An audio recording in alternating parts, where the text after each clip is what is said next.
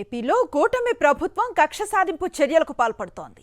ప్రతిపక్ష నేతలను విచారణల పేరుతో పైశాచిక ఆనందాన్ని పొందుతోంది. తాజాగా చంద్రగిరి వైఎస్ఆర్సీపీ ఇన్ఛార్జ్ చెవిరెడ్డి మోహిత్ రెడ్డిని నిన్న రాత్రి బెంగళూరు ఎయిర్పోర్ట్లో పోలీసులు అదుపులోకి తీసుకున్నారు. అక్కడి నుంచి కర్ణాటక పోలీస్ స్టేషన్కు, ఆ తర్వాత ఎస్వీ పోలీస్ స్టేషన్కు కార్లలో తిప్పుతూ వేధింపులకు గురి చేశారు. అంతా చేసి చివరకు 41A నోటీసులు ఇచ్చి విడుదల చేశారు.